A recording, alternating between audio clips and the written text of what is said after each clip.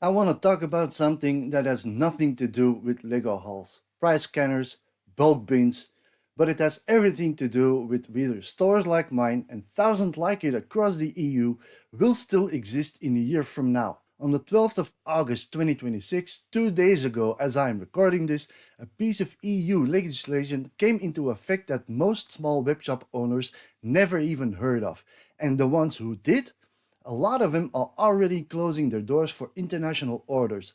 Some are considering closing entirely. I am one of them. It's called the PPWR, the Packaging and Packaging Waste Regulation, EU Regulation 2025-40. And before your eyes glaze over this acronym, stay with me because it's getting personal. The goal of this regulation is actually fine on paper. Reduce packaging waste across the EU, make packaging more recyclable, hold companies responsible for the waste they generate. Nobody is going to argue against that. Big companies producing millions of packages a year, creating mountains of plastic waste. Yes, absolutely, make them pay for it, and that's what it's supposed to do. But somewhere between the intention and the execution, something went very wrong. And small businesses are the ones that are paying for it. So here's the first thing you need to understand. And this is the part where most people switch off because they think it doesn't apply to them. But stay with me because it does. The entire weight of this regulation, the registration, the fees, the cross-border obligations, all of it sits in one specific word: producer. If you are legally defined as a producer under the PPWR, you are in scope, full stop. So the most important question you can ask yourself is, am I a producer? And here is where it gets interesting. Because most people hear producer and think someone who manufactures something, a factory, an industrial operation. Not me, I just pack orders for my spare bedroom. And that's exactly what the EU wants you to think. Because under the PPWR, a producer doesn't mean manufacturer.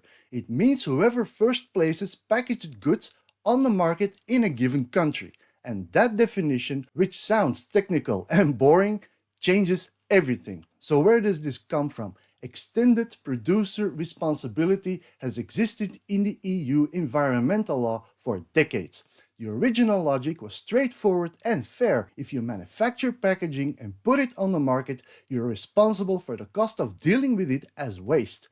The factory making the bubble wrap pays. The company producing the cardboard boxes pays. Makes sense. But the PPWR rewrote that definition. It shifted from who made the packaging to who first puts packaged goods in front of a customer. And that one change, which is subtle on paper but enormous in practice, dragged every webshop owner in Europe in the same regulatory bucket as a multinational manufacturer. Because the moment you take a bubble mailer and put your sold items inside it, seal it, print a label and hand it to the post office, you are the one placing packaged goods on the market. You are the producer, not the company that made the bubble mailer, not the factory that produced your cardboard box or your Ziploc bags. I buy bubble mailers from a supplier. I buy Ziploc bags from a supplier. I put small tiny Lego parts inside of them, I seal the order, I print a label and I hand it to the post office. Under this regulation, I am now legally a producer of packaging waste. Me, a one-man operation running a side hustle from home. Same word, same obligations, the same rule as a company shipping 10,000 orders and more a day. So, what does being a producer mean in practice? Three things, and none of them are cheap or simple. First up is the registration. You must register with your national EPR scheme. That's Extended Producer Responsibility. In Belgium, that's Vast Plus for household packaging. You need to declare exactly how much packaging you ship, broken down by material, cardboard, plastic, paper, tape and pay fees based on that weight. The old Belgian system had a threshold. Under the 300 kilograms of packaging per year and you were exempt. That threshold is gone as from the 12th of August. Gone. It now starts from the first gram. A little bit of context here, I calculated my own packaging footprint based on my order history. Between 2024 and 2026 year to date, I used between 8 and 13 kilograms of packaging per year. 8 to 13 kilograms.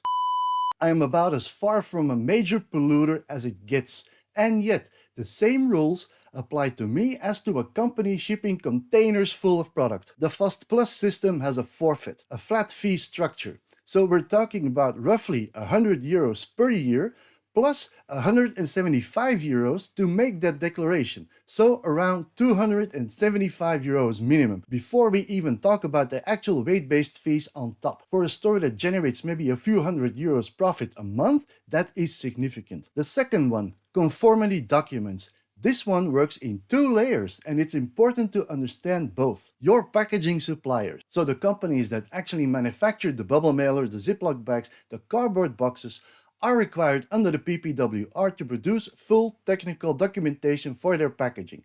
Technical data sheets, material composition data, declarations of conformity. That's their obligation as manufacturers. And they need to keep that documentation on file for a minimum of 10 years. Your obligation as a webshop owner, as a producer, is one step down from that. You need to hold the conformity documents your supplier provides.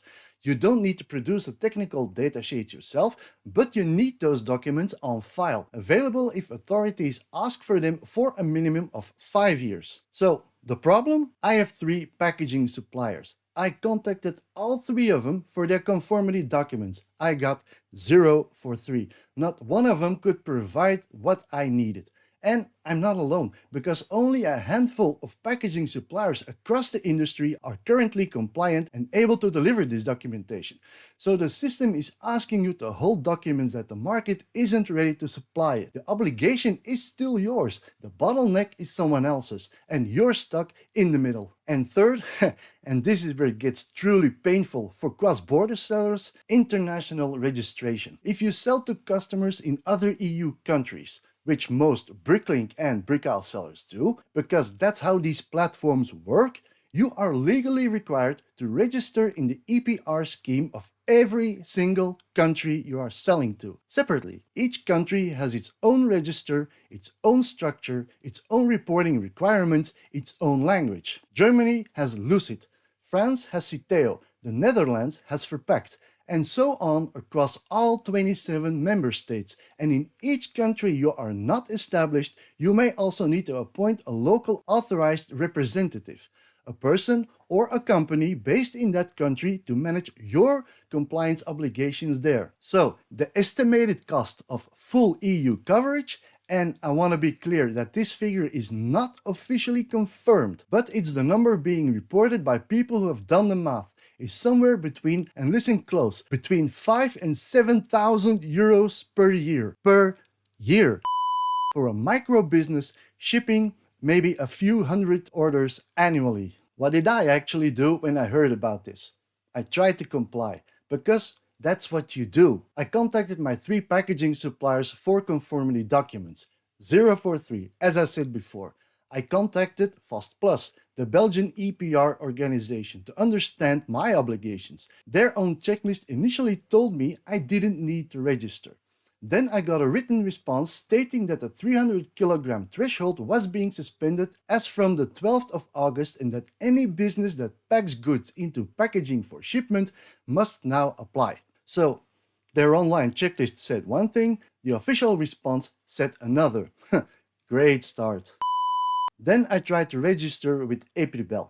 That's the Belgian Producer Register, formerly known as IFSI, now rebranded apparently. You need a letter with login credentials to access their registration system. I don't have that letter, and as of recording this, apparently their website is under construction. So even if I wanted to register, I can't. The system literally doesn't work yet. And my stores, they've been closed since July due to an injury on my arm. So technically, I'm not shipping anything right now anyway, which means I'm currently unaffected in practice. But here's the thing, when I think about reopening, and I think about the cost, the administration, the registration across multiple countries, the conformity documents I can't get, the fees on top of fees, I'm genuinely asking, is reopening actually gonna be worth it? And I know for a fact that I'm not the only one asking this question, because here's what's happening since the 12th of August across the EU. Small web shops, fishing shops, music sellers, craft makers, outdoor retailers, electronic hobbyists, artisans have been publicly announcing that they are stopping cross-border shipping.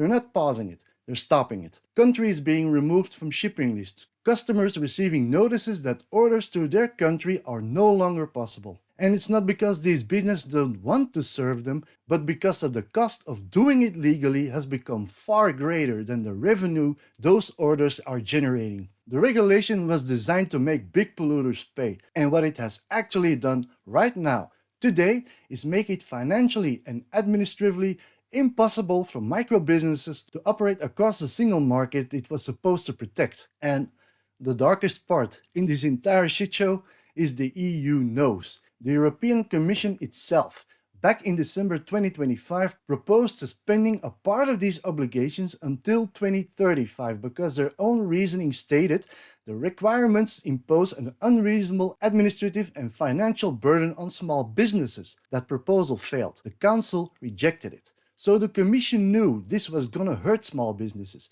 They tried to fix it, and the fix didn't pass, and the regulation went live anyway. And if you think this is bad now, guys, this is just the beginning, of course, because the PPWR is not a one-time hit. It's a phased program running all the way to 2040. So right now, the 12th of August 2026, EPR registration, producer obligations, packaging substance restrictions, this is where we are. Onwards to 2028. Harmonized labeling requirements across the EU. Your packaging will need to carry specific labeling. Onwards to January 2030. Mandatory recyclability grades. Only packaging rated A, B, or C can be placed on the market. Minimum recycled content thresholds for plastic packaging. Waste reduction targets are gonna kick in. Then we have January 2038. Only grades A and B are now permitted. Grade C will be completely phased out. And the last one, January 2040, the final recycled content targets and waste reduction milestones. So what we're dealing with today is only step 1 of a 15-year escalating compliance program. And step 1 is already breaking your businesses. I said at the start I didn't want to cause a revolt, and I honestly don't. But I do think awareness matters. And I do think that if enough small businesses across the EU make their voices heard through the right channels, something might actually change. There are 2 things that you can do right now. First, there is a petition. Stop destroying EU micro businesses. Immediate moratorium on cross-border EPR fees. As of recording this, it has over 55,000 verified signatures and is growing by the hour. The link is in the description. Please sign it. Please share it. The more signatures it has, the harder it is to ignore. And the second one, and this one might actually matter more, the European Commission has an open public feedback page specifically about packaging waste rules and national producer registries. It's their own platform. They have to read it. As of right now, there are nearly 4,000 comments on that page. Every single one of them is opposing, from Sweden, Belgium, Slovakia, the Netherlands, France, Germany, every corner of the EU, and the counter is going up in real time. You don't need to write an essay. Just go to the link in the description, leave a comment, and say you're a small business owner and that mandatory EPR registration and cross-border bureaucracy make it impossible to operate across EU borders. 1 paragraph and that's it. The links are in the description below. Please use it, guys. By the way, if this affects you or your business, please share this video. It's not for my channel, but awareness. And subscribe to the channel if you want updates on this as it develops, because this story is clearly not over. I started Isfair Brick Shop as a side hustle, something I built alongside a full-time job, piece by piece, over 5 years. It was never gonna make me rich, but it was mine, and it was growing, and I was fucking proud of it. The idea that a regulation designed to reduce plastic waste, which I fully support as a goal, could make it economically impossible for a one-man webshop shipping 8 kilograms of bubble mailers a year to stay open is to me genuinely absurd. And it's not just me, it's thousands of people across the EU who built something small and real and honest and are now being asked to carry that same compliance burden as a multinational. Honestly, I don't know what I'm gonna do with my store. I'm still thinking. But I do know that staying silent about it is not the answer. The links to the petition and the commission feedback page are in the description below. Please use them. And if you're a small seller on Bricklink, on BrickOwl, on Etsy, Discogs, whatever platform, drop a comment below. Tell me how this is affecting you, because right now the most powerful thing we have is each other's voice.